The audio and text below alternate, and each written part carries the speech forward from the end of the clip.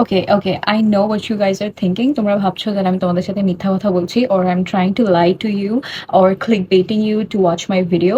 But give me 30 seconds to tell my story, and you will understand that I am not lying. You just give me 30 seconds to tell my story, and you will start to believe that I actually cracked medical admission test in just 3 weeks, which is 21 days.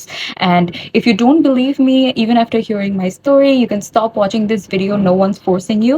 But if you do believe my story, please continue watching this video. This might be your lifesaver. Okay, so basically, আমি ছিলাম HSC 2020 ব্যাচের, and right now I'm in my final year.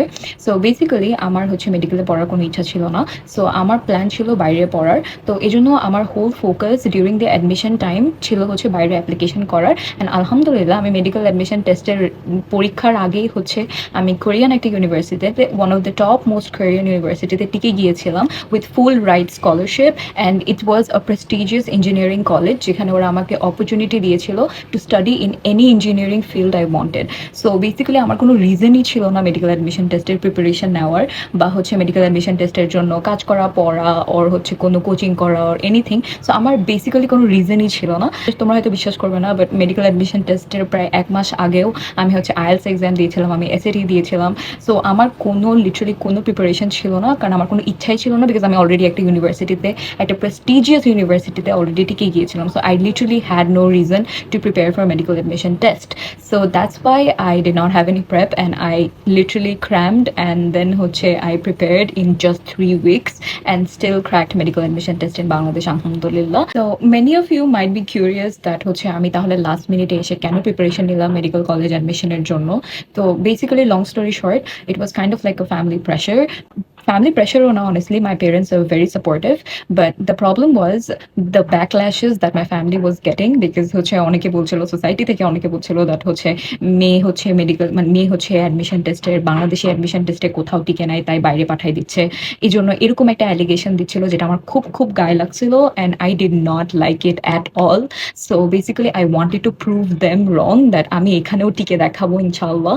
and so basically আমি এক ধরনের রাগ আর ক্ষোভ থেকে হচ্ছে মেডিকেল অ্যাডমিশন টেস্টের জন্য প্রিপারেশন নেওয়া শুরু করি লাস্ট মুহূর্তে, যাতে হচ্ছে কেউ কখনো আমার পেরেন্টসকে কথা না শোনাতে পারে দ্যাট হচ্ছে আমি এখানে টিকিনি বলে আমাকে বিদেশে পাঠিয়ে দিছে। সো এই ধরনের অ্যালিগেশন যাতে না আসে, এই জন্যই আমি কাইন্ড অফ লাইক জোর করে জিদ ধরে লাস্ট মুহূর্তে এসে মেডিকেল অ্যাডমিশন টেস্টের প্রিপারেশন শুরু করি। অ্যান্ড এখন আমি তোমাদেরকে এটা বলতে চাই যে if I could crack medical admission test in just 3 weeks, তোমরাও পারবে, if only you actually know the great strategies that works. Well, it worked for me, alhamdulillah, so it might actually work for you as well. So without any further ado, let's get right into the video. আচ্ছা, আমার স্ট্র্যাটেজিগুলো ফার্স্টে হচ্ছে একটু বোঝার চেষ্টা করো, because হচ্ছে আমি সায়েন্স অ্যান্ড নিউরো সায়েন্সের বেসিসে আমার স্ট্র্যাটেজিগুলো বলবো, অ্যান্ড তাহলে তুমি বুঝবে কেন আমার স্ট্র্যাটেজি অ্যাকচুয়ালি ওয়ার্কড। বিকজ হচ্ছে আমি তো আর জেনারেলি যে 3 মাস প্রিপারেশন নিয়ে সবাই পড়ে, আমি তো সেভাবে পড়িনি। সো আমি যেহেতু ডিফারেন্ট স্ট্র্যাটেজিতে পড়েছি, and the strategy actually worked, আলহামদুলিল্লাহ। সো তোমরা স্ট্র্যাটেজিটা আগে বোঝার চেষ্টা করো, backed, and I will back it all by neuroscience and actually studies based on science, that হচ্ছে কেন এইসব স্ট্র্যাটেজিগুলো আসলে কাজে লাগে। আচ্ছা, আমার মেইন একটা স্ট্র্যাটেজি ছিল এমসিকিউ বেসড একটা স্ট্র্যাটেজি, যেটা হচ্ছে এই ভিডিওর গোল্ড মাইন। তো ওই পার্টটার জন্য একটু ওয়েট করো, আমি ওই পার্টটাতে আসছি। But first, let's go step by step, because a number one strategy is to understand the game and understand the strategy. So before you even open another book, another new chapter, before you even waste another new week trying to study random chapters, I need you to know one thing, that is to understand the game. Watch this till the end and I'll show you exactly how I played it, because let me tell you something which might sound uncomfortable, but medical admission test it's not about talent, it's not about being the smartest person in the room, and if you don't understand how the game works, তুমি যতই talented হও, যতই hard working হও, nothing will pay off. তাই অন্য randomly যে কোনো একটা চ্যাপ্টার স্টার্ট করার আগে please listen and try to understand the game first. So how will you do it? Basically তোমার ফার্স্ট কাজ হবে যে হচ্ছে মেডিকেল অ্যাডমিশন টেস্টের জন্য পড়তে বসার আগে তোমার হচ্ছে ফার্স্ট ডে হচ্ছে প্রিভিয়াস লাস্ট 10 ইয়ার্সের কোয়েশ্চেনগুলো হচ্ছে অ্যান্সার পারো না পারো দরকার নাই, বাট হচ্ছে প্রিভিয়াস লাস্ট 10 ইয়ার্সের কোয়েশ্চেনগুলো সবগুলো হচ্ছে সলভ করবে, বা হচ্ছে মার্ক করে দাগিয়ে পড়ে ফেলবে। পড়ার জন্য না, শিখার জন্যও না, just to understand the pattern, because guess what, এই কোয়েশ্চেনগুলো আসলে হচ্ছে বারবার বারবার অনেক রিপিট হয়। এক্স্যাক্ট কোয়েশ্চেন রিপিট না হলেও আশপাশের টপিকগুলো থেকে আসে। তো তুমি যদি এক্সামের প্যাটার্নই না জানো, অ্যান্ড হচ্ছে তুমি যদি জানোই না অ্যাকচুয়ালি কোয়েশ্চেন কোথা থেকে আসে, তুমি হচ্ছে পুরো বই পড়ার চেষ্টা করবা, অ্যান্ড পুরো বই পড়ে চেষ্টা করে কোনো লাভ নাই, অ্যান্ড হচ্ছে অনেক সময় সময়ও থাকে না, অ্যান্ড এতগুলো ইনফরমেশন মাথায় স্টোর করার মতো ক্যাপাবিলিটিও থাকে না। সো বেসিক্যালি তোমার যেটা করতে হবে, পাস্ট কোয়েশ্চেনগুলো তুমি যদি একবার পড়ে নাও, তাহলে হচ্ছে তুমি বুঝবা যে হচ্ছে কোন কোন টপিকগুলো অ্যাকচুয়ালি ইম্পর্টেন্ট, অ্যান্ড এখান থেকেই দেখবা যে বারবার রিপিটেড কোয়েশ্চেন্স আসতেছে। তো এই জন্য হচ্ছে solve the past ten questions, that is very very important. Next আমি আমার একটা আনপপুলার অপিনিয়ন দিব, সেটা হচ্ছে মেডিকেল অ্যাডমিশন টেস্টের জন্য প্রিপারেশনের জন্য কোনো কোচিং সেন্টারের ক্লাস আমার মতে প্রয়োজন পড়ে না। বিকজ যে টপিকগুলো পড়ায় ওগুলো হচ্ছে বেসিক্যালি তুমি এইচএসসিতে অলরেডি পড়ে এসছো। সো বেসিক্যালি ওটার জন্য তুমি আবার এক্সট্রা ক্লাস নিবা, ওটা জাস্ট একটা টাইম ওয়েস্ট ছাড়া কিছুই না। So basically since I did have family pressure, তো আমি যেটা করেছিলাম সেটা হচ্ছে আমি হচ্ছে লাস্ট মুহূর্তে ওই যে লাস্ট এক মাসে হচ্ছে এক্সাম ব্যাচ কতগুলো থাকে না, রেটিনা, মেডিকো, উন্মেষ থেকে, তো আমি তিনোটা কোচিং সেন্টারে এক্সাম ব্যাচের স্টুডেন্ট ছিলাম। আমি কখনো কোনো কোচিংয়ের ক্লাস করিনি, that's the truth. And because I did not feel it was important, because ওরা লিটারালি এইচএসসি টপিকগুলো আবার পড়াচ্ছিল, so that was not important.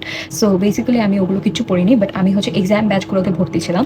And আমি তোমাদেরকে পারলে আমার স্কেডিউলটা দেখাবো, but it's been years, so আমি জানি না আমি আদৌ এটা খুঁজে পাবো নাকি। সো বেসিক্যালি আমার পার ডেতে অ্যাটলিস্ট 3টা থেকে 4টা এক্সাম থাকতো পার ডে, অ্যান্ড হচ্ছে পার ডে আমি খালি এক্সামস দিতাম।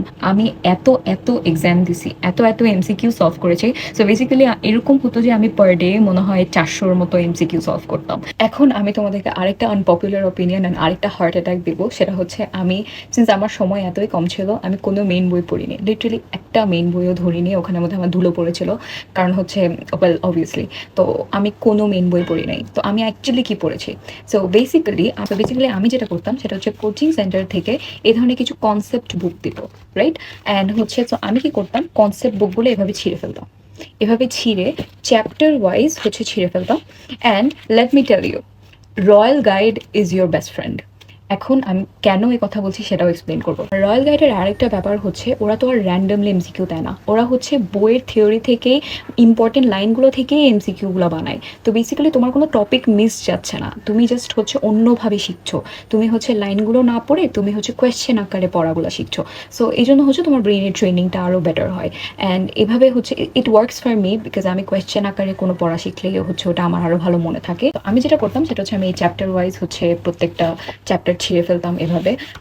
And then it was for every book, আমার প্রত্যেকটা বই এরকম ছেঁড়া ফাটা অবস্থা।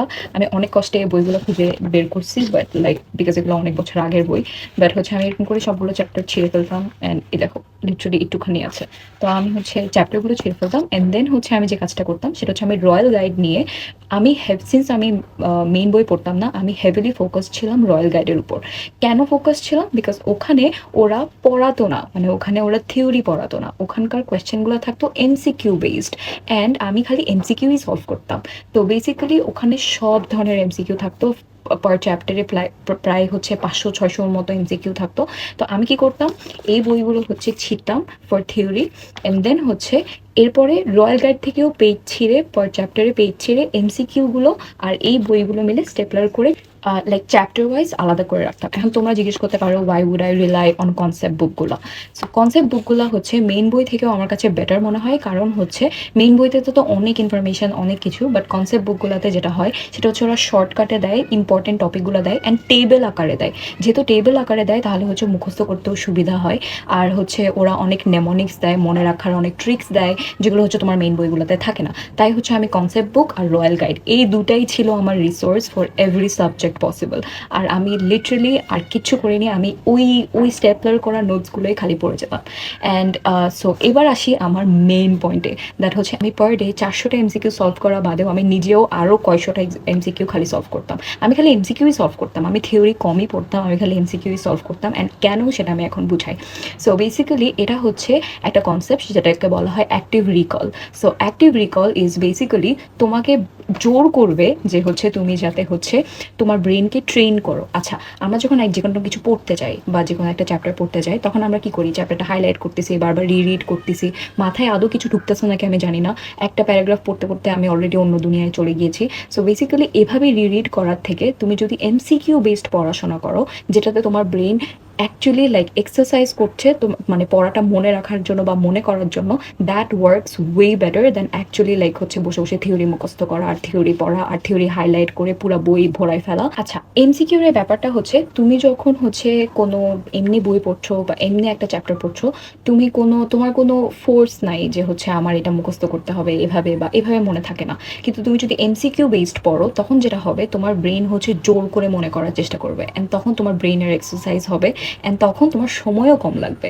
সো বেসিক্যালি এই কনসেপ্টটাকে বলা হয় অ্যাক্টিভ রিকল, যেখানে হচ্ছে তুমি মুখস্থ না করে উল্টা আরও হচ্ছে নিজের ব্রেনকে ট্রেন করছো যে হচ্ছে আগের পড়াটা মুখস্থ করতে, অ্যাক্টিভ রিকল, এই জন্য এটাকে রিকল বলা হয়। প্লাস এমসিকিউ যদি তুমি প্র্যাকটিস করতে থাকো, এটা হচ্ছে তোমার এক্সামের জন্য হচ্ছে এক ধরনের প্রিপারেশন হয়ে যায়, যে হচ্ছে তুমি এক্সামেও তো এভাবে এমসিকিউই দিবা, তোমার তো থিওরি থাকবে না। আমি পরে রিয়েলাইজ করলাম যে আমি যদি এমসিকিউ নিয়ে ট্রেন করতে থাকি তাহলে হচ্ছে আমার মাথায় আরও বেশি করে পড়া থাকছে, and by that but that means that আমি এমসিকিউতে অনেক ভুল করতাম।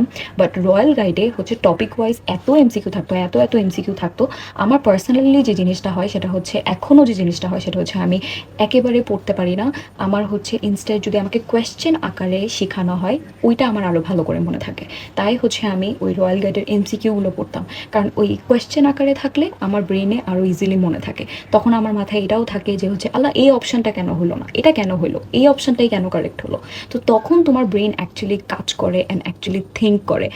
আমি তোমাদেরকে আমার গোল্ড মাইন্ড দেখাই, সেটা হচ্ছে আমার এরকম অনেকগুলো এমসিকিউ এর খাতা ছিল, যে জাস্ট হচ্ছে মেডিকেল অ্যাডমিশনের মতো এমসিকিউ এর খাতা।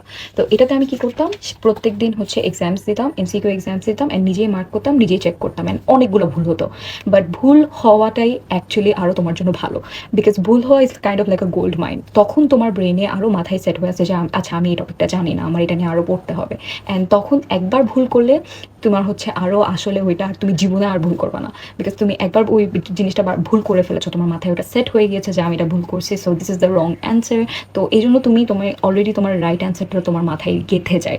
তো হচ্ছে ভুল করো, ভুল করা আরও ভালো, ভুল করতে করতেই তুমি শিখবা। লাইফেও it's the same thing, once you make a mistake you don't make the mistake again.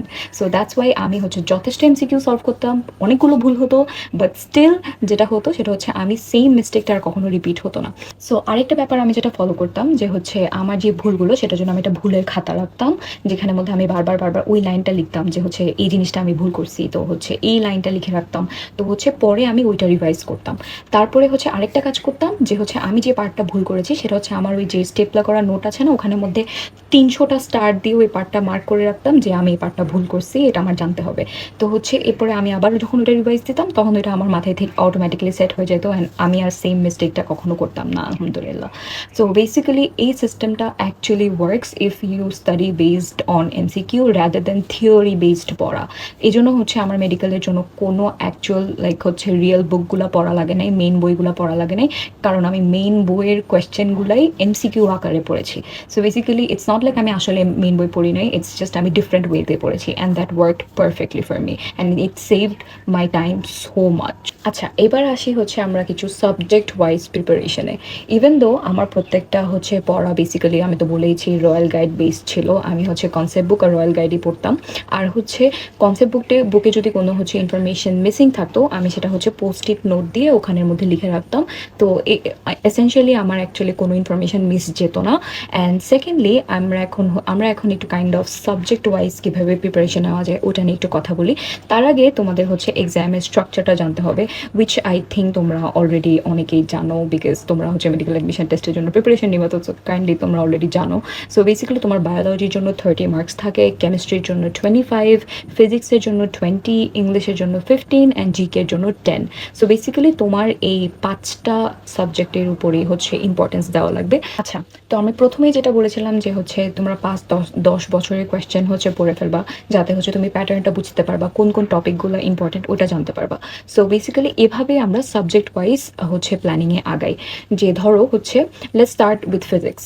তো তুমি যেহেতু একবার অলরেডি হচ্ছে তুমি প্যাটার্নটা জানো, তুমি জানোই যে হচ্ছে ডাইমেনশন থেকে কোয়েশ্চেন আসে, তুমি জানোই যে এক্সাম্পল থেকে কোয়েশ্চেন আসে, তুমি জানোই যে হচ্ছে এক্সাম্পলস, তারপরে ফিজিক্সের ইম্পর্টেন্ট টেবল যেগুলোতে অনেকগুলো ভ্যালু থাকে ওগুলো ইম্পর্টেন্ট। তো তুমি প্যাটার্নটা জেনে ফেললে তুমি ওগুলোর উপর হেভিলি ফোকাস করতে পারবা। আর তখন সিমিলারলি তুমি ওই রয়্যাল গাইড ধরে হচ্ছে আগাবা, রয়্যাল গাইড ধরে পড়বা, অ্যান্ড হচ্ছে বারবার বারবার হচ্ছে ওই টেবিলগুলোর ভ্যালুগুলো মুখস্থ করে ফেলবা। তারপরে হচ্ছে তুমি নিজেকে টেস্ট করবা, এরকম হচ্ছে এমসিকিউ সলভ করতে থাকবা 100টা যতটা মন চায়।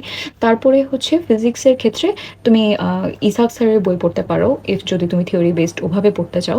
আর ইসাক স্যারের বই পড়লেও হচ্ছে ওই টপিকগুলোই দেখবা যেগুলো হচ্ছে মেইনলি হচ্ছে টিচাররা ফোকাস করে মেডিকেল অ্যাডমিশন টেস্টের জন্য, ওগুলো প্লাস হচ্ছে আশপাশের টপিকগুলো, বিকজ খালি ওগুলো থেকে তো আর আসবে না, আশপাশের টপিকগুলো।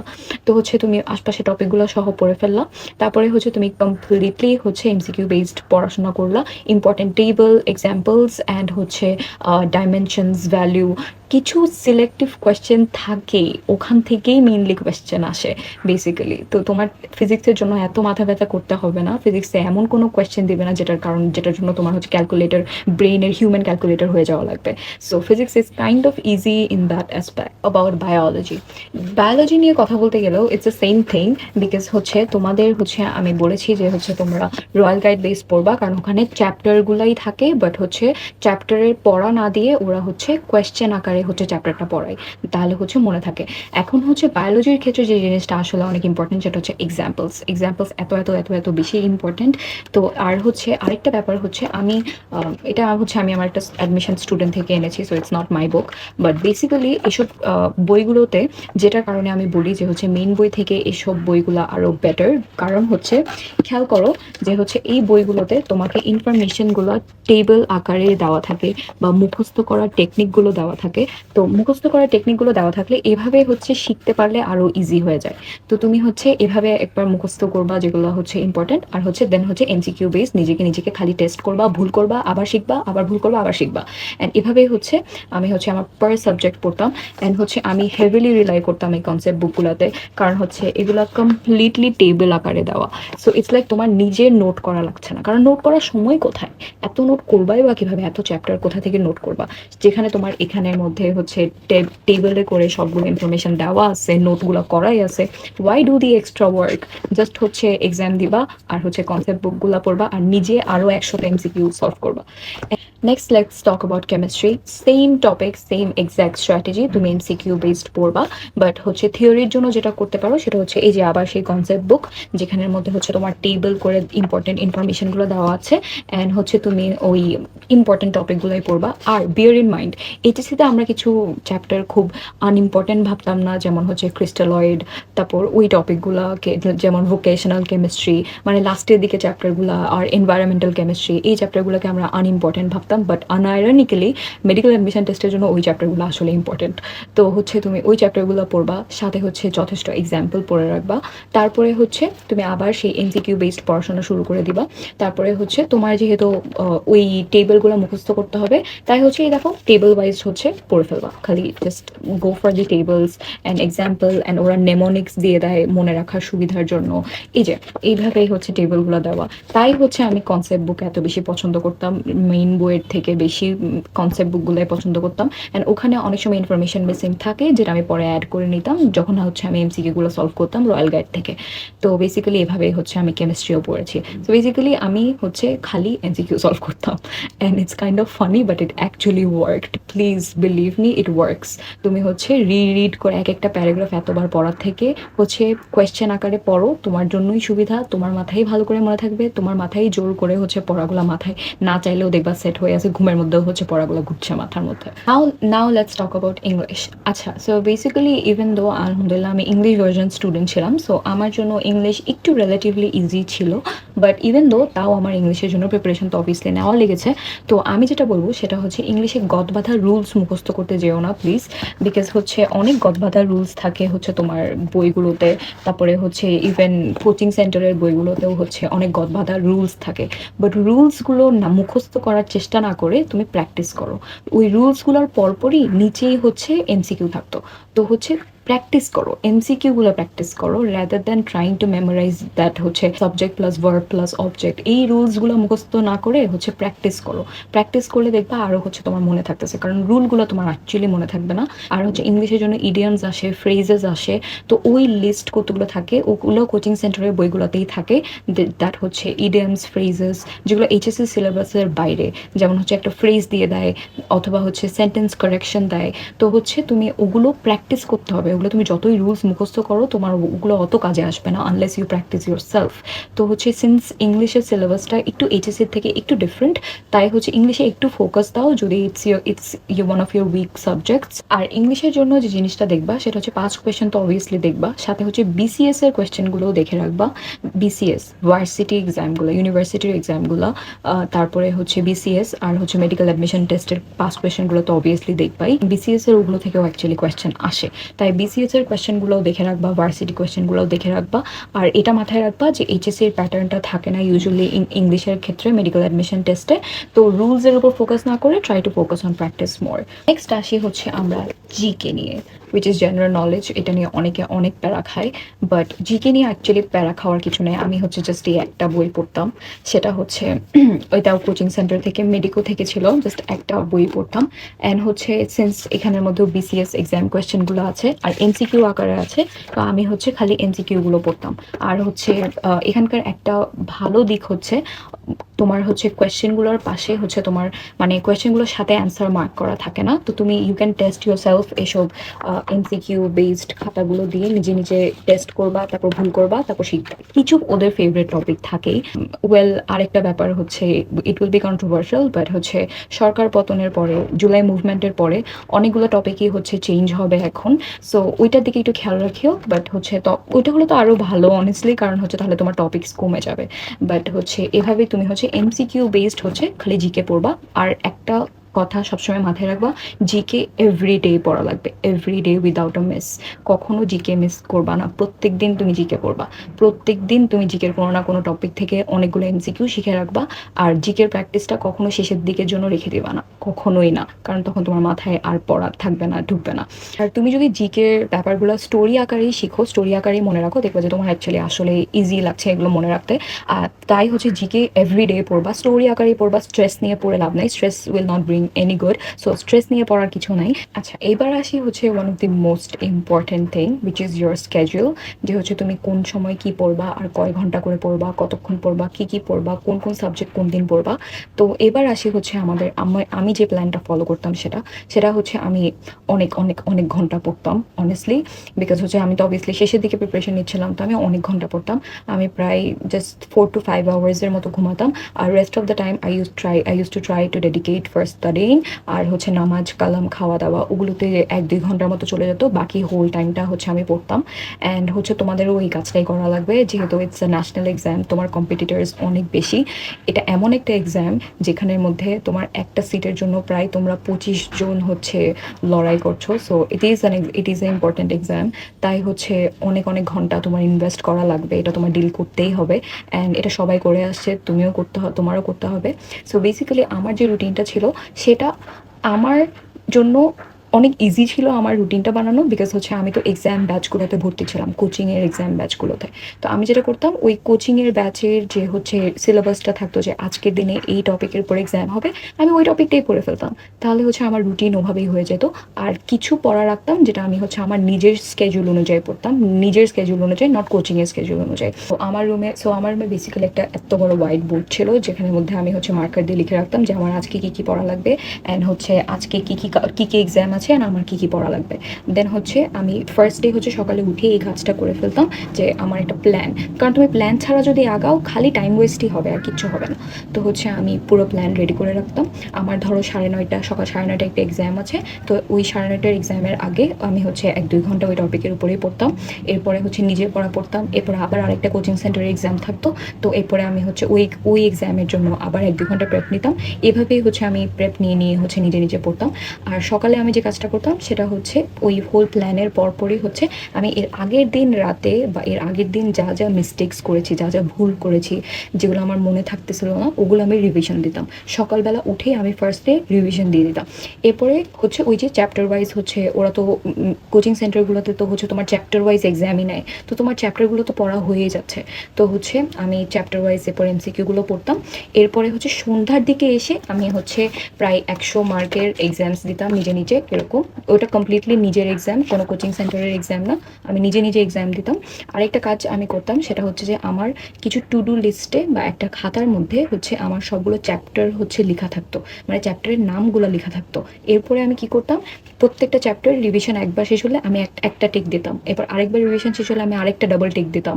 তো এভাবে করতে থাকলে আমি বুঝতে পারতাম যে হচ্ছে আমার কোন চ্যাপ্টারে অ্যাকচুয়ালি রিভিশন দেওয়া কম হয়েছে। তো তখন আমি লাস্টে দিয়ে ওই ওই চ্যাপ্টারটা আরও বেশি ভালো করে রিভিশন দিতাম। ফাইনালি কিছু টিপস অ্যান্ড ট্রিক্স দেই যেটা হচ্ছে তোমার পড়াশোনাকে হেল্প করবে, কারণ হচ্ছে তুমি স্ট্রেস করবা, প্যানিক করবা। তো এই টিপস অ্যান্ড ট্রিকগুলো তোমাকে অ্যাকচুয়ালি হেল্প করবে। উইচ ইজ নাম্বার 1, আমার ট্রিক ছিল যে আমি হচ্ছে অনেক হেঁটে হেঁটে পড়তাম। আমি হেঁটে হেঁটে মুখস্থ করতাম, হেঁটে হেঁটে পড়তাম। অ্যান্ড এটা কেন ইম্পর্টেন্ট, এটা কমপ্লিটলি সায়েন্স বেসড। লাইক তুমি যদি কিনেটিক্সের মধ্যে থাকো, লাইক হচ্ছে হাঁটাহাঁটির মধ্যে থেকে যদি পড়াশোনা করার ট্রাই করো, তোমার ব্রেনে আরও পড়া তাড়াতাড়ি মনে থাকবে। অ্যান্ড এটা কেন, সো বেসিক্যালি তুমি যখন হচ্ছে হেঁটে হেঁটে বা লাইট মুভমেন্ট মানে হচ্ছে হালকা হাঁটাহাঁটি করে পড়ছো, তখন যেটা হবে তোমার হচ্ছে ব্লাড সার্কুলেশন বাড়বে, ব্রেনে ব্লাড সার্কুলেশন বাড়বে। তো তখন যেটা কি হবে যে ব্রেনে ব্লাড সার্কুলেশন বাড়বে in your hippocampus. So basically hippocampus is for your memory formation. তো তুমি যদি মানে তুমি যদি বেশি হাঁটাহাঁটি করো, বেশি অক্সিজেন মানে বডিতে সার্কুলেট হচ্ছে, বেশি ব্লাড ফ্লো হচ্ছে, তখন হচ্ছে তোমার ব্রেনেও বেশি ব্লাড ফ্লো হবে।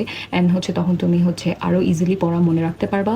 প্লাস হচ্ছে তুমি যখন হচ্ছে হেঁটে হেঁটে পড়বা, তোমার হচ্ছে ওই এক জায়গায় বসে পড়ার বোরিংনেসটা লাগবে না বেসিক্যালি। তো তোমার মেন্টাল ফ্যাটিকটাও হবে না। এই মাল্টিটাস্কিংয়ের কারণে তোমার ব্রেন আরও বেশি অ্যাক্টিভ থাকে, ঘুম আসবে না, বোরিং লাগবে না, তুমি আরও বেশি ইজিলি ইনফরমেশন রিটেইন করতে পারবা।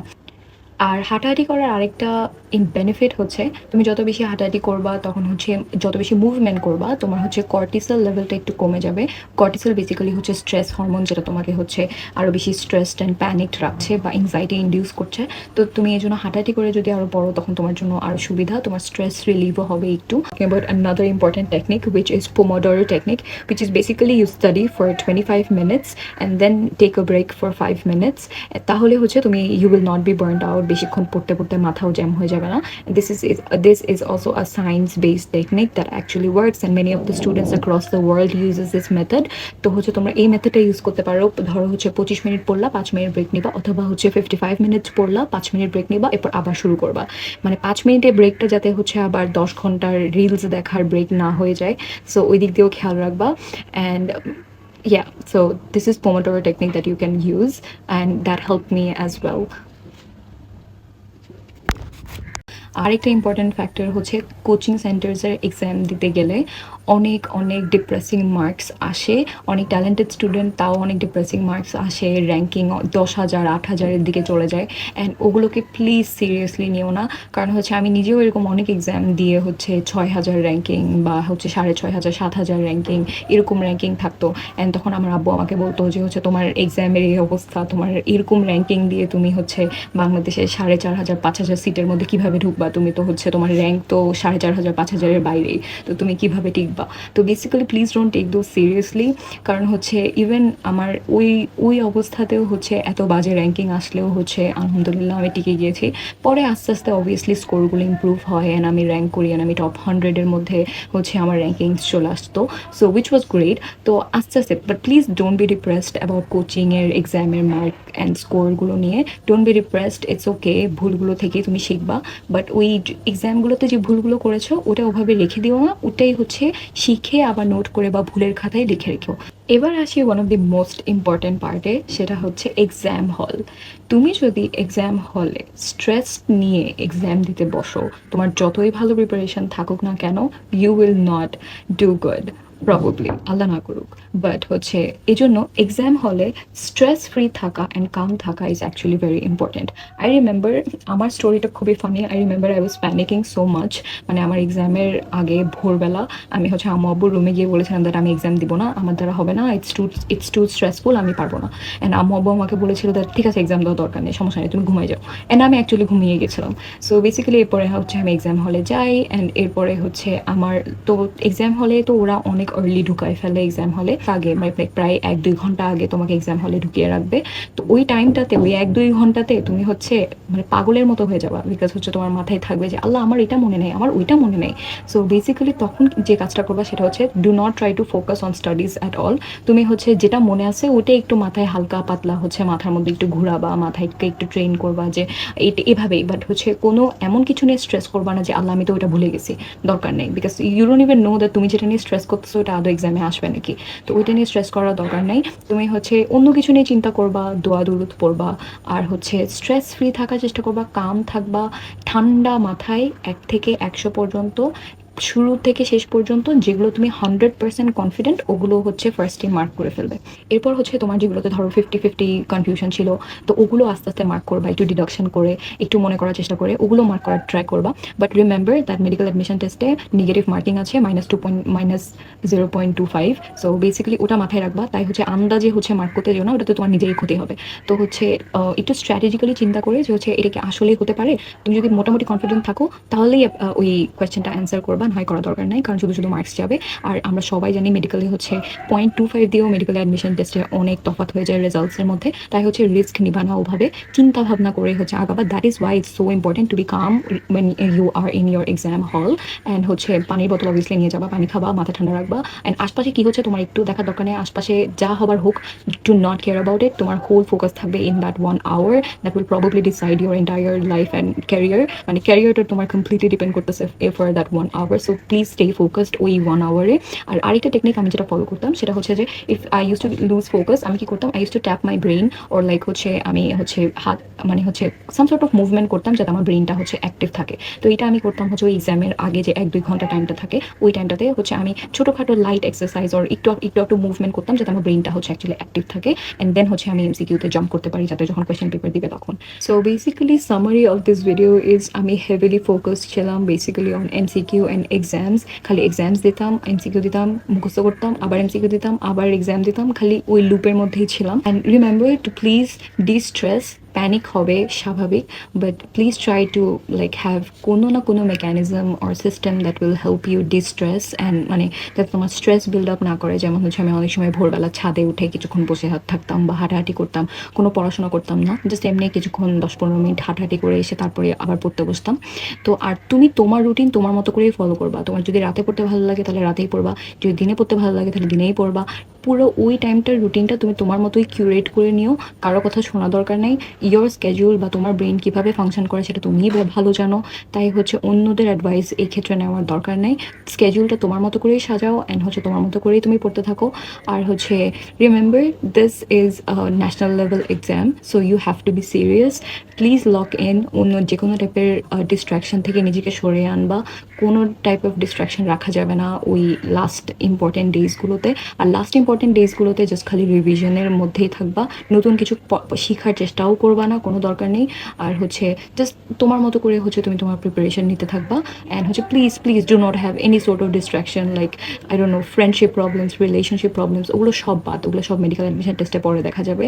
Right now this is your important time and তোমার career defining moment. So please এই টাইমটাতে অনেক বেশি ফোকাস থাকিও। Okay, so basically this is my story, this is actually how I prepared for my medical admission test in just 3 weeks, and it worked for me. The strategies worked for me, so if it works for you as well, that's great, because I did not have months. So তোমাদের মধ্যে এমন কেউ যদি থাকে যে হচ্ছে অনেক লেটে প্রিপারেশন নেওয়া স্টার্ট করেছো, তাহলে হচ্ছে you can use my strategies. It's not mandatory, সবার ক্ষেত্রে সব স্ট্র্যাটেজি কাজ করে না, বাট আমি তোমাদেরকে সায়েন্স বেসড ফ্যাক্টস বলেছি কেন আমার স্ট্র্যাটেজিগুলো অ্যাকচুয়ালি কাজে দিয়েছে। So as a big sister, I think you can rely on the strategies that I told you about. অন্য স্ট্র্যাটেজি থাকলে তোমরা ওগুলো হচ্ছে অ্যাপ্লাই করতে পারো obviously. So my point is যে হচ্ছে একটা প্রিপারেশন নেওয়ার জন্য you do not need endless months, অনেক দিনের প্রিপারেশন, এরকম কোনো ব্যাপার না। তোমার লাগবে হচ্ছে ডেডিকেশন আর momentum. Please focus on that. And তোমার নিজের রিদমটা তোমার বুঝতে হবে, তোমার নিজের ব্রেনটাকে তোমার বুঝতে হবে, তোমার নিজেকে ওভাবেই প্রিপারেশন নিতে হবে। অ্যান্ড লাস্টলি একটা কথা বলে দেই, if Allah na karuk it does not work out and তুমি যদি না টিকো, I want to let you know that it's okay, that's okay as well. It's not the end of the world, it's not the end of your story. অনেক opportunity থাকে, অন্য কোনো field আছে, বা হচ্ছে you can apply for the second time if you want to. So whatever it is, it's not the end of the world. So please don't be depressed, stay motivated and keep trying your best. Please actually give your best, because so many things depend on this 1 hour of exam. So please just give your best and pray to Allah, whoever religious deity that you believe in. So if this video helped you even just a little bit, let me know. And if you have new strategies to help your peers or other students, do let me know as well in the comment section below. I try to reply to all of you guys. And even if you have any sort of questions, please shoot your questions, I will try to answer them all. And best of luck to you all. Happy preparation, guys, and I'm praying for you guys and hoping for the best. Let's see you in another video. Bye bye.